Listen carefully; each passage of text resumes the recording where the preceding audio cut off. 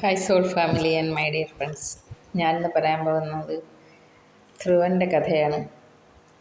ഭാഗവതത്തിലെ ശ്രീകൃഷ്ണ ഭഗവാനോട് പറഞ്ഞത് പ്രകാരമാണ് ഞാൻ പറയുന്നത്. എനിക്ക് ഒഴിഞ്ഞു മാറാൻ പറ്റില്ല. ഞാൻ ഒത്തിരി തവണ ഭഗവാനോട് പറഞ്ഞ് എനിക്കറിയില്ല ഇതൊന്നും പറയാനെന്ന്. പക്ഷേ എങ്കിലും എനിക്ക് രക്ഷപ്പെടാൻ പറ്റും. എന്നെ കഷ്ടപ്പാടിലിട്ട് കറക്കിക്കൊണ്ടിരിക്കുക ഈശ്വരൻ. അത് ഞാൻ ശ്രമിച്ച് എനിക്കറിയുന്ന പോലെ പറഞ്ഞാൽ മതി. ഞാൻ പറഞ്ഞു, ഭഗവാൻ ഇതൊന്നും ആരും കാണുന്നില്ല, ഞാൻ വെറുതെ പറയും.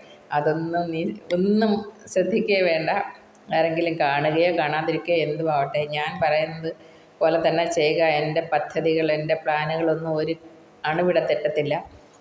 ഞാൻ ഉദ്ദേശിച്ച കാര്യം നടപ്പാക്കും. അതുകൊണ്ട് ഈ ഭാഗവതത്തിലെ കഥകൾ വായിച്ച് പറയുക. അത് എനിക്കറിയുന്ന പോലെ പറഞ്ഞ് മറ്റുള്ളവരിലേക്ക് എത്തിക്കുക. അത് ചാനൽ ചെയ്താൽ മതി. അല്ലാതെ പ്രഭാഷണം ഒന്നും ചെയ്യാനും എങ്ങും പോകാനും അങ്ങനെയൊന്നും എനിക്കറിയില്ലല്ലോ. അതുകൊണ്ട് ഞാൻ ഇങ്ങനെയാണ് ചെയ്യുന്നത്, ചാനലിൽ ഇടുക പറഞ്ഞിട്ട്. അത്രയേ ഉള്ളൂ. ഈശ്വരൻ്റെ പ്രേരണ കൊണ്ട്, ഈശ്വരൻ്റെ ഇഷ്ടത്തിനനുസരിച്ചാണ് ഞാനത് ചെയ്യുന്നത്. ഇത് വിട്ടു പോകാൻ എനിക്ക് പറ്റില്ല. എന്നെ ഒരുപാട് മാറ്റി ഈശ്വരൻ. ഭക്ഷണം നോണൊന്നും കഴിക്കാനേ പറ്റില്ല, ഒന്നും ഒക്കത്തില്ല.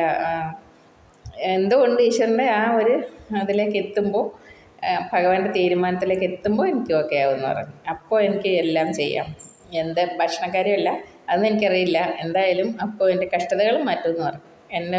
എനിക്ക് ഭയങ്കര മണി ബ്ലോക്കും വാടകയൊക്കെ കൊടുക്കാനൊക്കെ ഭയങ്കരമായിട്ട് ആരെങ്കിലുമൊക്കെ കൊടുക്കുന്നത് ഭയങ്കര ബുദ്ധിമുട്ടാണ്. ജോലി എല്ലാം ഇല്ലാതായി ഭയങ്കര കഷ്ടതകളാണ്.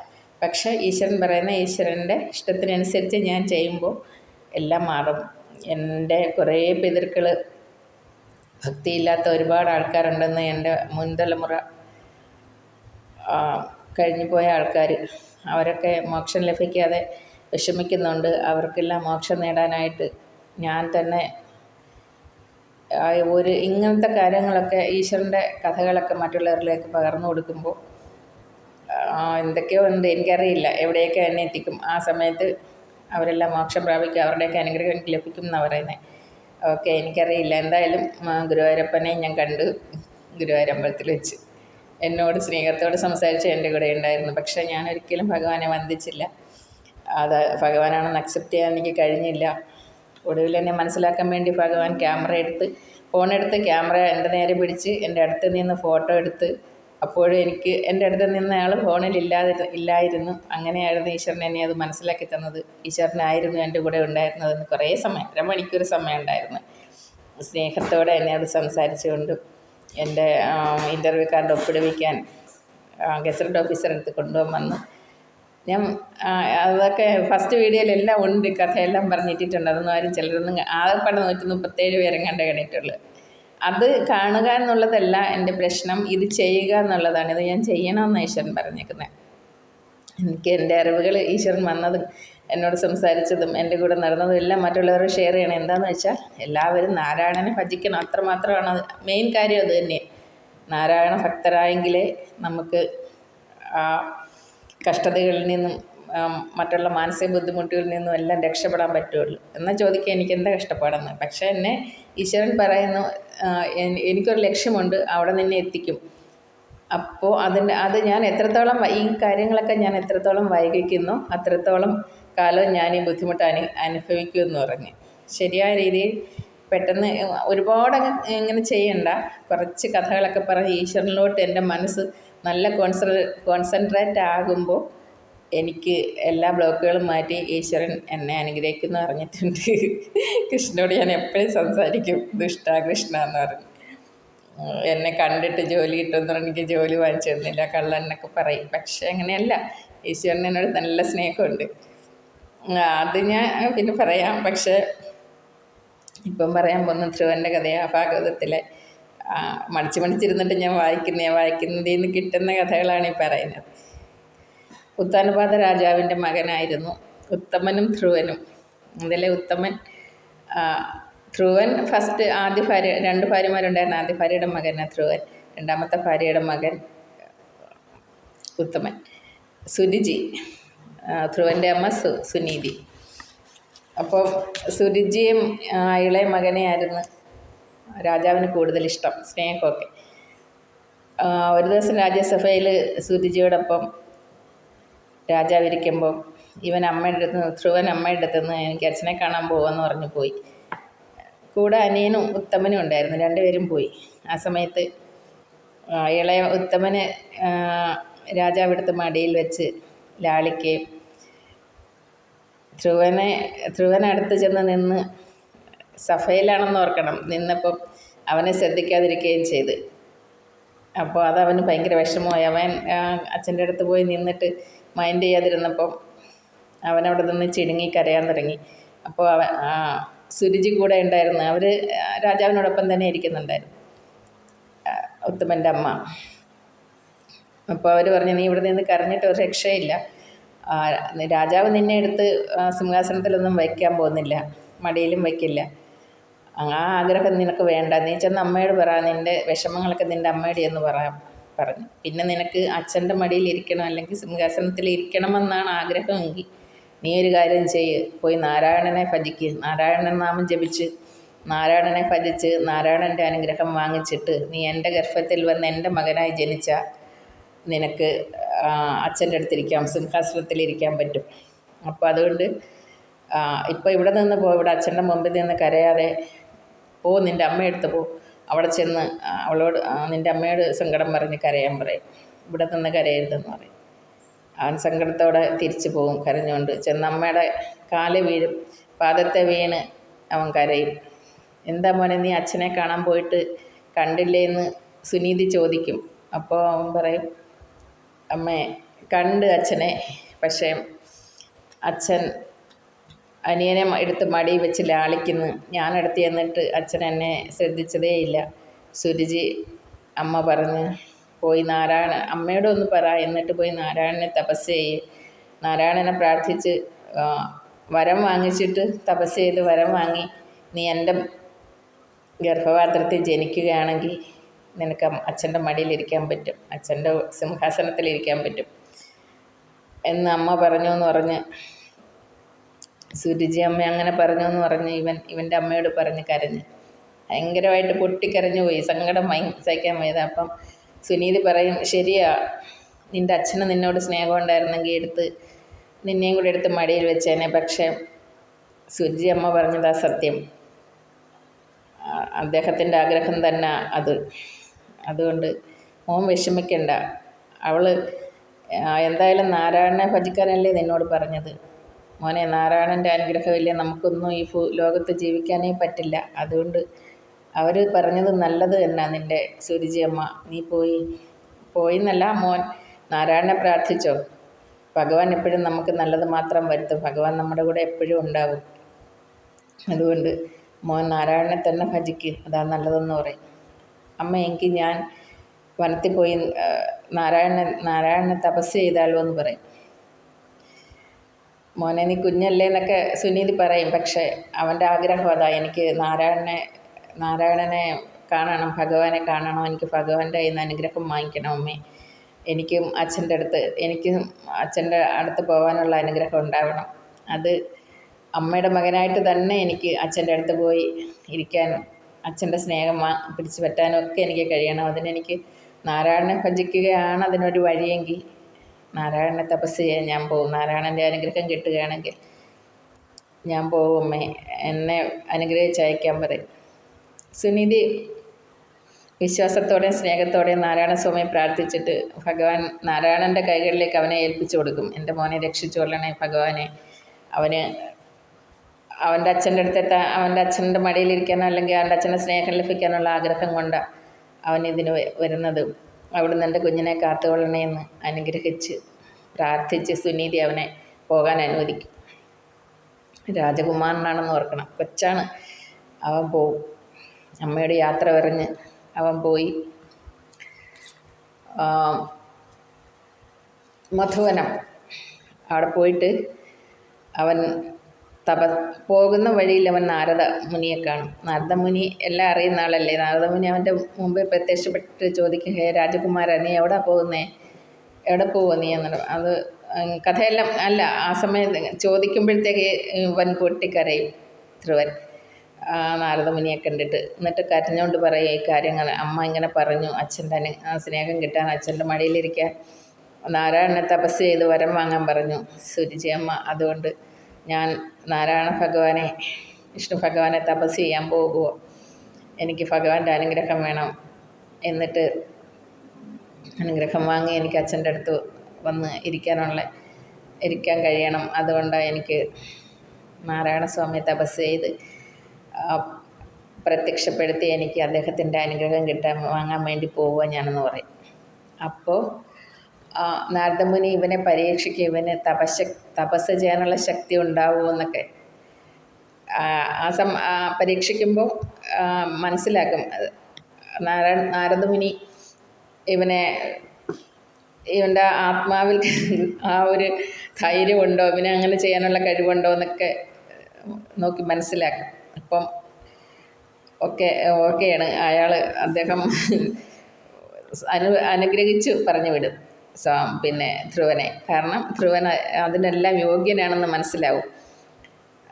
ഭഗവാനെ തപസ് ചെയ്യാനുള്ള തപോബലം അല്ലെങ്കിൽ തപസ് ചെയ്യാനുള്ള ആ ഒരു മനഃശക്തി അവനുണ്ട്, അവന് ഉറച്ച വിശ്വാസമുണ്ട്. അതുകൊണ്ട് തീർച്ചയായിട്ടും അവന് ഭഗവാൻ അനുഗ്രഹം കിട്ടുമെന്ന് നാരദമുനി മനസ്സിലുറപ്പിച്ച് അവനെ അനുഗ്രഹിച്ച് ശരി മോനെ, നീ പോയി തപസ് ചെയ്യൂ, ഭഗവാനെ പ്രാർത്ഥിച്ചിരിക്കുമോ, അദ്ദേഹം നിൻ്റെ ഇഷ്ടങ്ങളെല്ലാം സാധിച്ചു തരും. നാരായണസ്വാമിക്കല്ലാതെ ലോകത്ത് ആർക്കും നമ്മുടെ ഇഷ്ടങ്ങളും ആഗ്രഹങ്ങളും സാധിച്ചു തരാൻ പറ്റില്ല. അതുകൊണ്ട് നീ ഉറപ്പായിട്ടും പോയി തപസ് ചെയ്യൂ ഭഗവാനെ എന്ന് പറയും. അങ്ങനെ ഇവൻ മധുവനത്തിൽ പോയി രാജാകുമാരൻ്റെ വേഷങ്ങളൊക്കെ ഉപേക്ഷിച്ച് സന്യാസ വേഷം അണിഞ്ഞ് രാവിലെ കുളിച്ച് വൃത്തിയായി ഒരു തപസ്വിയുടെ വേഷം ധരിച്ച് അവൻ കൊച്ചുകുട്ടിയാണെന്ന് ഓർക്കണം. അവൻ നാരായണസ്വാമിയെ പ്രാർത്ഥിച്ച് സൂര്യദേവനെയൊക്കെ വന്ദിച്ച് ദേവതമാരെയെല്ലാം വന്ദിച്ച് നാരായണസ്വാമിയെ തന്നെ ധ്യാനിച്ച് തപസ്സനുഷ്ഠിക്കാനിരിക്കും. എന്നിട്ട് 3 ദിവസത്തിലൊരിക്കൽ മാത്രം പഴങ്ങൾ എന്തെങ്കിലും കഴിക്കും. ആദ്യത്തെ മാസം പഴങ്ങൾ എന്തെങ്കിലും 3 ദിവസം ഒരിക്കൽ മാത്രം കഴിച്ചുകൊണ്ട്. കാരണം അവൻ ഭക്ഷണമൊന്നും അല്ല, അവന് ഈശ്വരനിൽ മാത്രമേ മനസ്സ് പതുക്കെ ഉറപ്പിച്ചേക്കുന്നത്. അത് അവന് കഴിയും 3 ദിവസത്തിലൊരിക്കൽ ആ പഴം കൊണ്ട് കഴിഞ്ഞുകൂടാൻ. അങ്ങനെ അത് കഴിഞ്ഞിട്ട് അവൻ 2ാമത്തെ മാസം മുതൽ അവൻ 6 ദിവസത്തിലൊരിക്കൽ വല്ല ഇലയോ പുല്ലോ എന്തെങ്കിലുമൊക്കെ കഴിക്കും.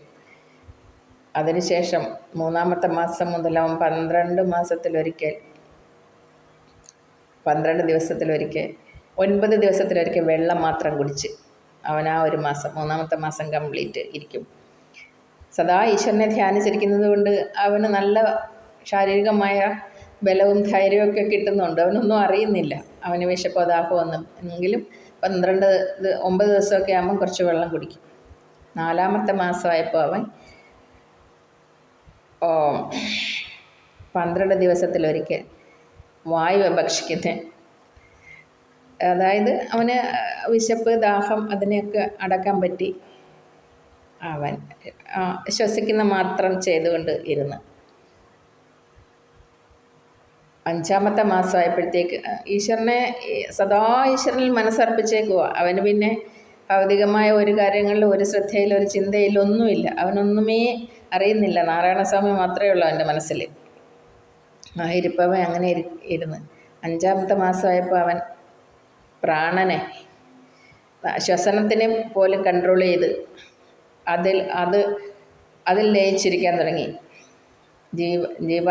ജീവവായു പ്രാണൻ അതിനെ അവൻ്റെ കൺട്രോളിലാക്കിയിട്ട് അവൻ അതിൽ ലയിച്ച് ആനന്ദത്തിൽ അങ്ങനെ അമർന്ന് ഈശ്വരനിൽ മാത്രം ജീവനെ സമർപ്പിച്ച് അവനങ്ങനെ നിശ്ചലനായിരിക്കാൻ തുടങ്ങി. മറ്റൊന്നുമില്ല. അവൻ ആത്മാവിൽ അവൻ്റെ സന്തോഷം മാത്രം, ഈശ്വരൻ്റെ സാമീപ്യം സന്തോഷം മാത്രം അറിഞ്ഞിരിക്കാൻ തുടങ്ങി. പ്രാണനെ അവനിൽ ഒതുക്കി. അപ്പോൾ മറ്റുള്ള ജീവജാലങ്ങൾക്ക് പ്രാണൻ നഷ്ടപ്പെടുമെന്നുള്ള ഭയം ആയി. കാരണം ഇവൻ്റെ തപശക്തി കൊണ്ട് അത്രമാത്രം അവൻ ലോകത്തെ തന്നെ നിശ്ചലമാക്കിക്കൊണ്ടിരിക്കുമോ. വേറൊന്നും അവനിലായി എല്ലാം. ഒരു ജീവിക്കും അതിൻ്റെ ശ്വാസത്തെ അല്ലെങ്കിൽ അതിൻ്റെ ജീവനെ നിലനിർത്താൻ പറ്റാത്ത വിധത്തിൽ പ്രാണനെ അവനിലേക്ക് ആവാഹിച്ച് അവൻ ആ ഒരു ശ്രദ്ധയിലിരിക്കാൻ തുടങ്ങി. മൊത്തവും അവനിലേക്ക് ജീവാത്മാവെല്ലാം അവനിലേക്ക് വന്ന് ചേരുന്ന പോലെ മറ്റുള്ളവർക്കത് ബുദ്ധിമുട്ടായി, ജീവിക്കാനുള്ള ബുദ്ധിമുട്ട്, പ്രാണനെ പിടിച്ചു നിർത്താനുള്ള ശക്തിയില്ലാതെ എല്ലാവരും ദേവതകളും എല്ലാ ജീവജാലങ്ങളും വിഷമിക്കാൻ തുടങ്ങി. ആ സമയത്ത് ബ്രഹ്മാവിനോട് ദേവന്മാരൊക്കെ ചെന്ന് പറഞ്ഞു, പരാതിയല്ല, അവരെ എല്ലാം ചെന്ന് അറിയിക്കും, നമുക്കൊക്കെ ഇങ്ങനെ ജീവിക്കാൻ ബുദ്ധിമുട്ടായിക്കൊണ്ടിരിക്കുക, പ്രാണൻ നഷ്ടപ്പെടും, എല്ലാം ഒരു ബാലനിൽ ഇങ്ങനെ ഒരു ബാലൻ അതെല്ലാം അവനിലേക്ക് അവൻ അറിയാതെ തന്നെ അവൻ്റെ ആ ഒരു കോൺസെൻട്രേഷൻ, അവൻ്റെ ആ ഒരു ശ്രദ്ധ കൊണ്ട് നമുക്കൊക്കെ ജീവൻ നഷ്ടപ്പെടുമെന്ന് എനിക്ക് ഭയമാകുന്നു, ശ്വാസം കിട്ടാതെ വിഷമിക്കുമെന്ന് തോന്നുന്നു, അതുകൊണ്ട് എന്തെങ്കിലും ചെയ്യണമെന്ന് പറഞ്ഞു. അങ്ങനെ അവർ ബ്രഹ്മദേവൻ ശിവൻ്റെ അടുത്ത് പോകും. ശിവഭഗവാനും ബ്രഹ്മദേവനും കൂടെ നാരായണൻ്റെ അടുത്ത് ചെല്ലും. പറയുന്നതിന് മുമ്പേ പറയും, നിങ്ങൾ വന്ന എന്തിനാണെന്ന് എനിക്കറിയാം, ധ്രുവൻ എന്നെ തന്നെ ധ്യാനിച്ച് ജീവാത്മാവും പരമാത്മാവും ഒക്കെ അവനിൽ അടക്കി അവനിങ്ങനെ ഇരിക്കുകയാണ്, അതുകൊണ്ട് എനിക്കറിയാം നിങ്ങൾ വന്ന എന്തിനാണ്, നിങ്ങൾ ആരും ഭയപ്പെടേണ്ട, ഞാൻ അവിടെ പോയി അവനിഷ്ടമുള്ള വരം കൊടുത്ത് അവൻ്റെ ഇഷ്ടങ്ങൾ സാധിച്ചു കൊടുക്കാം, അപ്പോൾ അവൻ യഥാർത്ഥ ജീവിതത്തിലേക്ക് തിരിച്ചു വരും, ആ സമയത്ത് നിങ്ങൾക്കെല്ലാം ഒരു ബുദ്ധിമുട്ടും ഇല്ലാതെ നിങ്ങൾക്ക് ജീവിക്കാൻ പറ്റുമെന്ന് പറയും. അത്രമാത്രം തപശക്തിയാണ് അവൻ നേടിയത്, ആ കൊച്ചു ബാലൻ. അത്രമാത്രം ഈശ്വരനിൽ ലയിച്ച് ഈശ്വരനിൽ സ്വയം അർപ്പിച്ചിരിക്കാൻ എനിക്ക് തോന്നുന്നു. ഞാൻ വേറെങ്ങും വായിച്ചിട്ടില്ല, വേറെ ആർക്കും അങ്ങനെ പറ്റിയിട്ടില്ലായിരിക്കും, ധ്രുവനോളം ആർക്കും പറ്റിയിട്ടില്ല. അങ്ങനെ ലോകത്തെ തന്നെ നിശ്ചലമാക്കാൻ, ലോകത്തെ തന്നെ സ്വന്തം ജീവനിൽ ഒതുക്കാൻ കഴിഞ്ഞിട്ടുണ്ടെങ്കിൽ അതുപോലെ വേറെ ആർക്കും പറ്റിയിട്ടില്ലെന്നാണ്. ഞാൻ ഒത്തിരി കഥയൊന്നും വായിച്ചിട്ടില്ല, ഞാൻ ഓരോന്ന് വായിച്ചു വരുന്നതേ ഉള്ളൂ. അപ്പോൾ ഞാൻ അങ്ങനെ അത് മനസ്സിലാക്കിയത്. ഓക്കെ, എൻ്റെ മനസ്സിലുള്ളതാണ് പറയുന്നത്.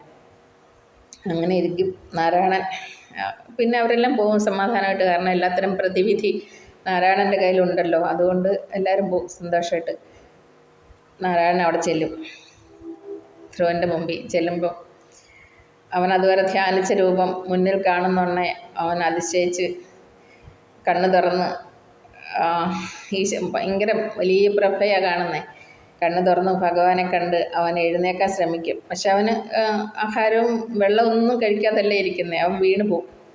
ഈശ്വരൻ അവനെ താങ്ങി എഴുന്നേൽപ്പിച്ച് പിടിക്കും. അപ്പം അവൻ എഴുന്നേറ്റ് കൈ തൊഴുത് ഭഗവാനെ സ്തുതിക്കാൻ തുടങ്ങുമ്പോൾ വീണ്ടും കാൽപാദത്തിൽ വീഴും. ഈശ്വരൻ അവനെ താങ്ങിയെടുത്ത് അവന് മനസ്സിന് ഭഗവാന്റെ ചൈതന്യം, ആ ശക്തി അവന് കൊടുക്കും, അവൻ്റെ മനസ്സിലേക്ക് പകർന്നു കൊടുക്കും. അങ്ങനെ അവൻ പതുക്കെ എഴുന്നേറ്റ് നിന്ന് ഈശ്വരനെ സ്തുതിക്കും. ഈശ്വരനെ സ്തുതിച്ച് കഴിയുമ്പോൾ ഭഗവാൻ പറയും, അവൻ ഈശ്വരനെ സ്തുതിക്കുമ്പം തന്നെ ഭഗവാൻ എല്ലാം അറിയാമല്ലോ. ഭഗവാൻ പറയും, നിന്നോട് സുരുചി പറഞ്ഞത് എന്താ, അവളുടെ ഗർഭപാത്രത്തിൽ നീ ജനിച്ചാലേ നിനക്ക് സിംഹാസനത്തിൽ ഇരിക്കാൻ പറ്റുമെന്ന്, അങ്ങനെയല്ലേ പറഞ്ഞ. അവൻ മിണ്ടാതെല്ലാം കേട്ട് ഈശ്വരനെ തൊഴുത് പ്രാർത്ഥിച്ച് ഈശ്വരനെ ഒരുപാട് സ്തുതിക്കും. ആ സ്തുതിയൊക്കെ ഉണ്ട് ഭാഗവതത്തിൽ, പക്ഷെ ഞാനിതിപ്പം അതൊന്നും പറയുന്നില്ല, കഥ മാത്രം പറയും. അങ്ങനെ ആ സ്തുതികളൊക്കെ ആരെങ്കിലും കേൾക്കുന്നുണ്ടോ കാണുന്നുണ്ടോ, അവരിത് തീർച്ചയായിട്ടും ആ സ്തുതികൾ, ഭാഗവതത്തിൽ ഒരുപാട് സ്തുതികളുണ്ട്, അതൊക്കെ വായിക്കുകയാണെങ്കിൽ ഏറ്റവും നല്ലതാണ്. നമുക്ക് ചെയ്യാൻ പറ്റുന്ന കാര്യങ്ങളാണ് അതൊക്കെ. തപസ്സനുഷ്ഠിക്കാനൊന്നും പറ്റില്ല എങ്കിലും ഭാഗവതം വായിക്കുക, കുറച്ചായിട്ട് വായിക്കുക. ഞാനിപ്പോൾ അങ്ങനെ കുറച്ച് വായിച്ച് അത് കൃത്യമായി കൃഷ്ണൻ്റെ നിർദ്ദേശം കൊണ്ടാണ് ഞാൻ വായിക്കുന്നത്. എന്നാൽ ചോദിക്കുക എൻ്റെ അടുത്ത് എന്താ പറഞ്ഞത്, അതൊന്നും എനിക്കറിയില്ല, ഒരു കാര്യം എനിക്കതേപ്പറ്റി അറിയില്ല. പക്ഷേ എന്തോ ഈശ്വരൻ തീരുമാനിച്ചിട്ടുണ്ട്, അതിനൊരു ഞാൻ എന്ത് കഷ്ടത അനുഭവിച്ചാലും ഭഗവാന്റെ ആ തീരുമാനത്തിന് ഒരു മാറ്റവും വരില്ല എന്ന് പറഞ്ഞിട്ടുണ്ട്. എൻ്റെ പ്ലാനുകളൊന്നും ഞാൻ മാറ്റത്തില്ല, എൻ്റെ പ്ലാനുകൾ ഞാൻ നടപ്പാക്കും. അതിന് നീ എന്ത് ദുഃഖം അനുഭവിക്കുന്നു, എന്ത് കഷ്ടത അനുഭവിക്കുന്നു എന്ന് ഞാൻ നോക്കത്തില്ല. നിന്നിലൂടെ ഞാൻ എന്താണ് നടത്താൻ ഉദ്ദേശിക്കുന്നത് അത് നടപ്പാക്കുക തന്നെ ചെയ്യും. നീ അതിനെത്ര വൈകിക്കുന്നുവോ അത്രയും നിനക്ക് കഷ്ടതകളായിരിക്കും. കാരണം ഞാനിതൊന്ന് ഒരാഴ്ച വായിക്കും, പിന്നെ ഞാനെടുത്ത് കളയുമല്ല, ഞാൻ വേറെ കാര്യങ്ങളൊക്കെ ശ്രദ്ധിച്ച് നടക്കും. പിന്നെയും കുറച്ച് വായിക്കും, പിന്നെ വിചാരിക്കും വീഡിയോ ഇടേണ്ട, ആരും കാണുന്നില്ല. അത് ഞാൻ കൃഷ്ണൻ്റെ അടുത്ത് പ്രാർത്ഥിച്ചപ്പം പറഞ്ഞു, കൃഷ്ണ അതാരും കാണുന്നില്ല. അപ്പോൾ എനിക്ക് കൃത്യമായി ഉത്തരം കിട്ടും, ആരെങ്കിലും കാണുകയോ കാണാതിരിക്കുകയോ ചെയ്യട്ടെ, അതിനെപ്പറ്റി ശ്രദ്ധിക്കുകയോ വേണ്ട, എന്നെ ഏൽപ്പിച്ച പണി ഞാൻ കൃത്യമായിട്ട് ചെയ്യുക, അത്രയേ ഉള്ളൂ, അത് മാത്രം മതിയെന്ന് ഭഗവാൻ പറഞ്ഞിട്ടുണ്ട്. അതുകൊണ്ടാണ് ഞാൻ ധൈര്യമായിട്ട് ചെയ്യുന്നത്. അപ്പോൾ അങ്ങനെയല്ലേ നീ സുരുചി അമ്മയുടെ വയറ്റിൽ ജനിച്ചെങ്കിൽ മാത്രമേ നിനക്ക് സിംഹാസനം ധരിക്കാൻ പറ്റുള്ളൂ എന്നല്ലേ അമ്മ പറഞ്ഞത്. അതുകൊണ്ട് ഞാൻ നിന്നെ അനുഗ്രഹിക്കുക. നീ 26,000 ആണ്ട് നിനക്ക് രാജാവായി രാജ്യം ഭരിക്കാനുള്ള അനുഗ്രഹമാണ് നിനക്ക് ഞാൻ തരുന്നത്.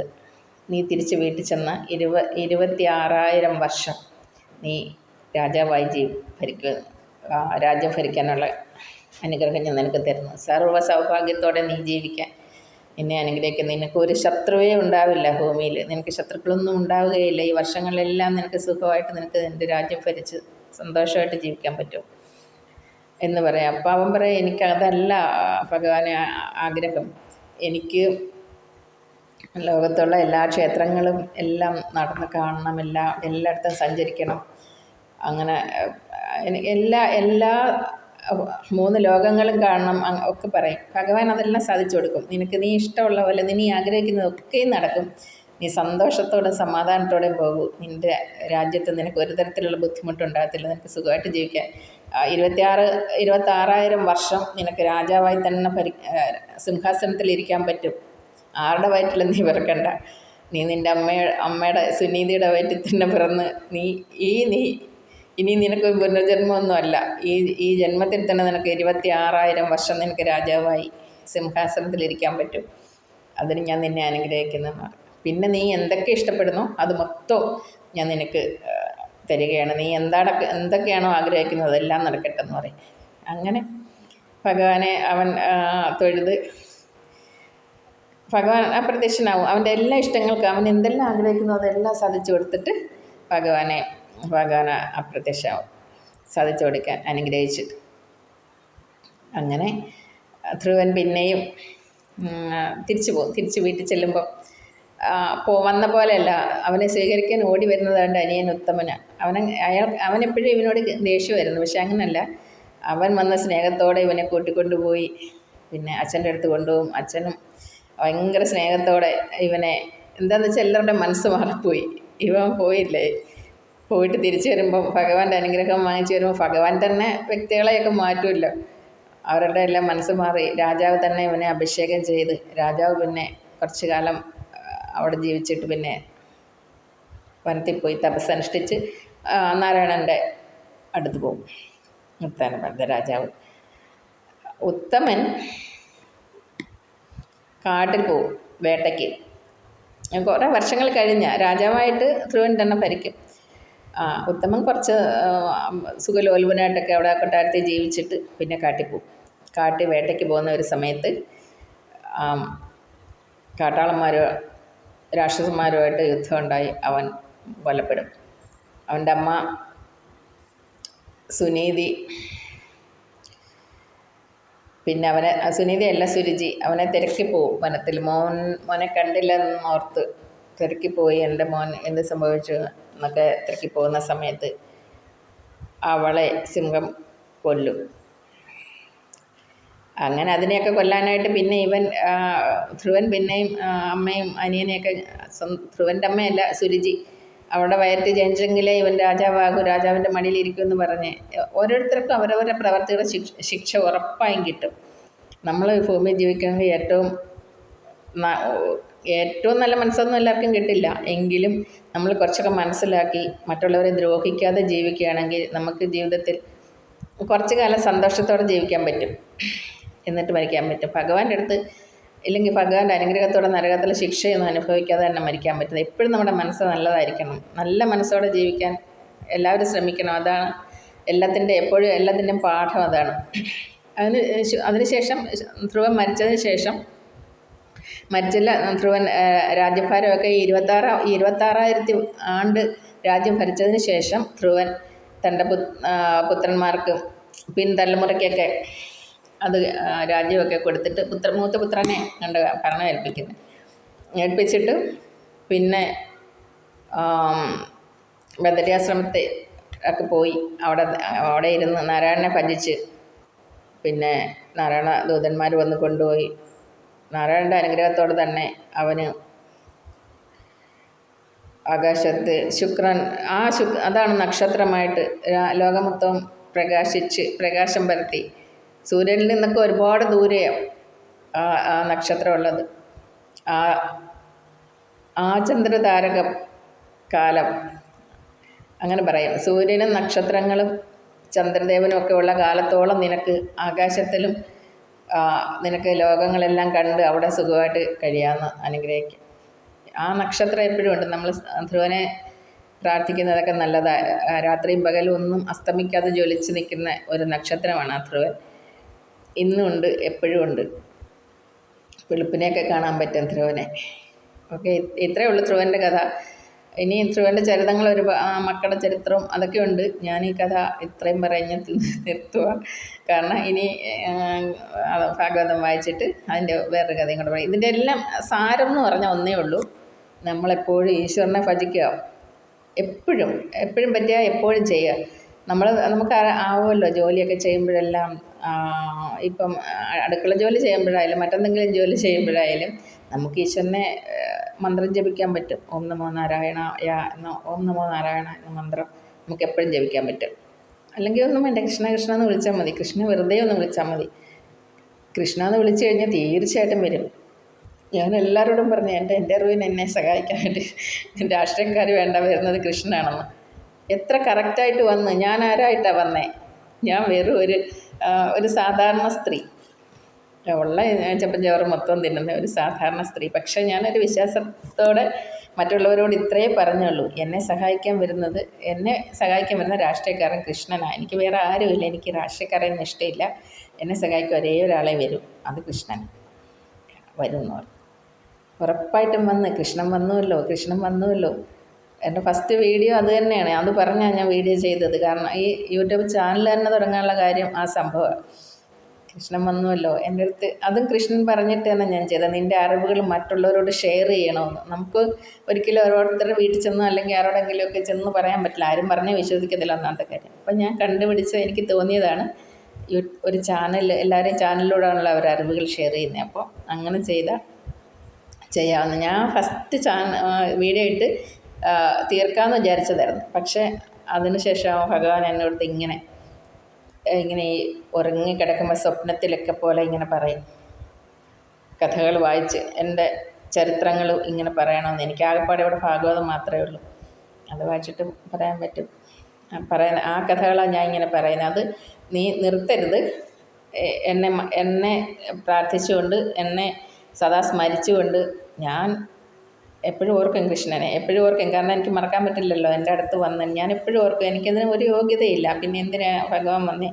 ആ ഒരു വാക്കിൻ്റെ പുറത്തായിരിക്കും അതോ അല്ലെങ്കിൽ ചിലപ്പം വേറെ എന്തെങ്കിലും കാണും. ചിലപ്പോൾ അല്ലെങ്കിൽ മുൻജന്മത്തിലെ ഏതെങ്കിലും നല്ലൊരു സോളായിരിക്കും ഞാൻ. ഈശ്വരന് എനിക്കറിയില്ല. ഈശ്വരനെ എനിക്ക് കാണാൻ അവകാശമുള്ള മറ്റെന്തെങ്കിലും ഒരു സോളായിരുന്നിരിക്കും ഞാൻ. എനിക്കറിയില്ല.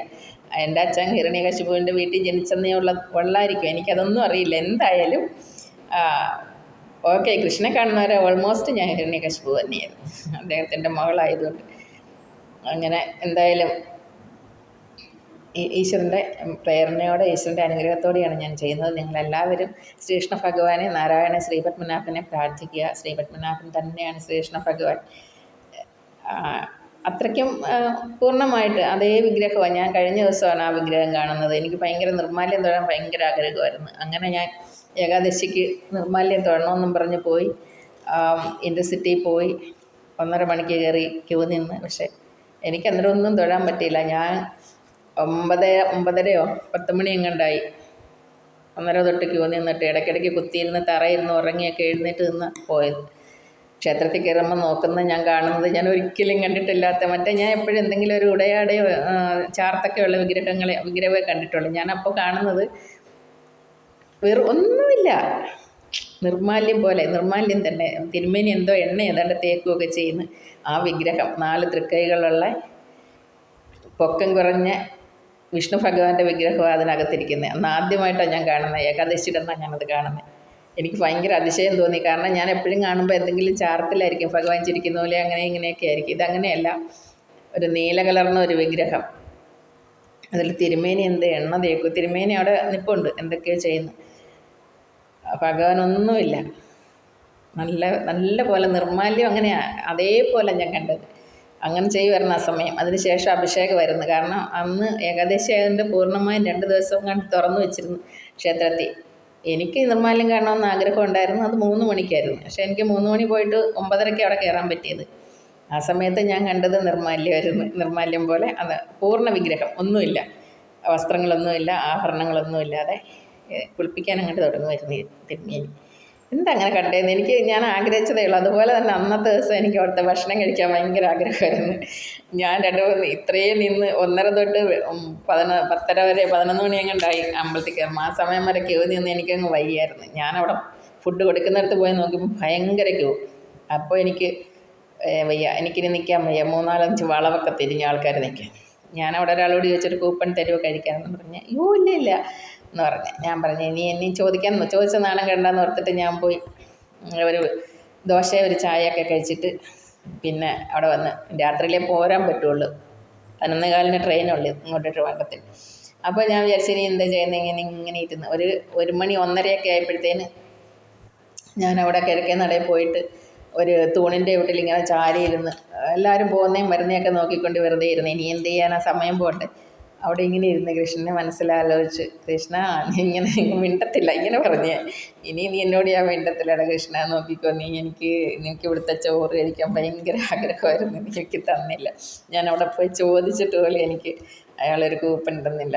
മിണ്ടത്തില്ലടാ ശത്രു. ഞാൻ എപ്പോഴും അങ്ങനെ കൃഷ്ണൻ്റെ അടുത്ത് തന്നെ ശത്രു എന്ന് ഇങ്ങനെ കാണിക്കും. അങ്ങനെ കാണിച്ചിട്ട് ഞാൻ ആ തൂണിൻ്റെ വീട്ടിൽ ഇങ്ങനെ താടിക്ക് കൈയും കൊടുത്ത് ആലോചിച്ച് ഇങ്ങനെ ഇരിക്കുന്നോണ്ടേ ഒരു പെണ്ണ് വന്ന് എൻ്റെ അടുത്തിരുന്ന്. ഏതാണോ എൻ്റെ അടുത്ത് സംസാരിച്ചുകൊണ്ടിരുന്നു. ഞാൻ ചോദിച്ചു അതിനോട് ഫുഡ് കഴിച്ചോന്ന്. ഇല്ല, ഭയങ്കര ക്യൂ, എനിക്ക് ക്യൂ നിൽക്കാനൊന്നും വയ്യ, ഇനി ഒരുപാട് സമയം, അതുകൊണ്ട് ഞാൻ കഴിച്ചൊന്നുമില്ലെന്ന് പറഞ്ഞു. ഇനി ആളൊക്കെ കുറയുമ്പോൾ നമുക്ക് നോക്കാം, എന്നിട്ട് കഴിക്കും. ഞാനും പറഞ്ഞു എനിക്കിത് ഇച്ചിരി കഴിക്കണം, ഗോതമ്പിൻ്റെ ചോറാണ്, ഞാൻ കഴിച്ചിട്ടേ ഇല്ല, ജീവിതത്തിൽ ഒരിക്കൽ പോലും ഗോതമ്പ് ചോറ് ഞാൻ കഴിച്ചിട്ടില്ല. അപ്പോൾ അതുകൊണ്ട് എനിക്ക് ഇച്ചിരി കഴിക്കണമെന്ന് ആഗ്രഹമുണ്ട്. അപ്പം ആ പെണ്ണ് പറഞ്ഞു ശരി നമുക്ക് നോക്കാം, ഇവിടെ ഇരിക്കാം, ക്യൂ ആൾ കുറയുമ്പോൾ പോയിക്കാം. അങ്ങനെ ഇരിക്കുമ്പം വേറൊരു പെണ്ണങ്ങോട്ട് വന്ന്, ഒരു ലേഡി, ഒരു കൊച്ച്, ഒരു ചുരിദാറൊക്കെ ഇട്ട് ഒരു പെണ്ണങ്ങോട്ട് വന്നിട്ട് ഞങ്ങൾ അടുത്ത് കഴിച്ച് ഫുഡ് കഴിച്ചോ. ഞങ്ങൾ പറഞ്ഞില്ല. ഈ 2 സ്ഥലത്ത് കൊടുക്കുന്നുണ്ട്, 2 ഭയങ്കര ക്യൂ, റോഡിൽ നിന്ന് കണ്ടൊക്കെ വരുമോ ക്യൂ. അപ്പം എനിക്ക് കഴിച്ചില്ലെന്ന് പറഞ്ഞു. അതെങ്ങനെ കഴിക്കുന്നത്, ഇതിനകത്ത് കയറാൻ വയ്യ, തൊഴാൻ നിന്നത് തന്നെ 7 മണിക്കൂർ 8 മണിക്കൂറൊക്കെ വന്നു, ഇനി നിൽക്കാൻ വയ്യ, അതുകൊണ്ട് കഴിക്കുന്നില്ല. ഉച്ചയ്ക്ക് ഇനിയും ഹോട്ടലിൽ കാണുമ്പോൾ എന്തെങ്കിലും കഴിക്കാൻ ഓർത്ത്. അപ്പോൾ അവൾ പറഞ്ഞു ഹോട്ടലിൽ പോകണ്ട കേട്ടോ, എൻ്റെ കയ്യിലൊരു കൂപ്പണുണ്ട്, 5 പേർക്ക് കഴിക്കാം, നിങ്ങളിപ്പോൾ 2 ഉള്ളൂ, 3 പേരെയും കൂടെ സംഘടിപ്പിക്കുക, ഒരാളെ ഞാൻ തരാം, 2 പേരെ സംഘടിപ്പിക്കാം. അപ്പോൾ എൻ്റെ അടുത്തിരുന്ന പെണ്ണ് പോയി എവിടുന്നോ 2 പേരെ, അവളുടെ കൂട്ടുകാരികളെ 2 പേരെ വിളിച്ചിട്ടുണ്ട്. അങ്ങനെ ഞങ്ങൾ 5 പേരും കൂടെ പോയി ആ പെണ്ണിൻ്റെ കൂപ്പൺ കൊണ്ട് ആ ഗോതമ്പ് ചോറൊക്കെ കഴിച്ച്. പെട്ടെന്ന് ഒരു ക്യൂ ഒന്നും നിന്നില്ല, നേരെ അവളവിടുത്തെ സ്റ്റാഫായിരുന്നു, അതുകൊണ്ട് നമുക്ക് നമ്മളെ കയറ്റി വിട്ട് പോയി കഴിച്ച് സുഖമായിട്ട്. ഞാൻ എന്നിട്ട് ഇറങ്ങിയിട്ട് കൃഷ്ണനോട് നന്ദി പറഞ്ഞു. ഗോതമ്പ് ചോറും ഗോതമ്പ് പായസവും പിന്നെ എന്തോ ഒരു ഒഴിച്ച് കറിയും അച്ചാറും അതൊക്കെ ഉണ്ടായിരുന്നു, അതൊക്കെ കഴിച്ച് ഏകാദശിക്ക്. പിന്നെ ഞാൻ പോയെന്ന് ഉറങ്ങി, പിന്നെ കുളിച്ച്, പിന്നെ എന്നിട്ട് വൈകിട്ട് പോരും. അങ്ങനെ എല്ലാവരും, എനിക്കൊന്നേ പറയാനുള്ളൂ, എല്ലാ ആൾക്കാരോടും ഒന്നേ പറയാനുള്ളൂ, എല്ലാവരും നാരായണനെ ഭജിക്കുക. കിട്ടുന്ന സമയത്തെല്ലാം നാരായണ നാരായണ നാരായണ, നാരദൻ പറഞ്ഞുകൊണ്ട് നടക്കുക. അതാണ് കലിയുഗത്തിൽ ഏറ്റവും വലിയ രക്ഷ. ഈശ്വരൻ്റെ രക്ഷ കിട്ടണമെങ്കിൽ എപ്പോഴും ഈശ്വരനെ ഭജിക്കുക. എല്ലാവർക്കും നല്ലത് വരട്ടെ, എല്ലാവർക്കും എൻ്റെ സ്നേഹവും, എല്ലാവരും എന്നോട് സ്നേഹം ഉണ്ടാവണം, എല്ലാവരെയും ഞാൻ സ്നേഹിക്കും. ഈശ്വരൻ നമ്മുടെയൊക്കെ കൂടെ ഉണ്ട്. കൃഷ്ണൻ ഇതെല്ലാം നോക്കിക്കൊണ്ടിരിക്കുക ചിരിച്ചുകൊണ്ട്. ഞാനൊരു പമ്പര വന്ന് കൃഷ്ണ അറിയാം. ഓക്കെ, താങ്ക് യു എല്ലാവർക്കും.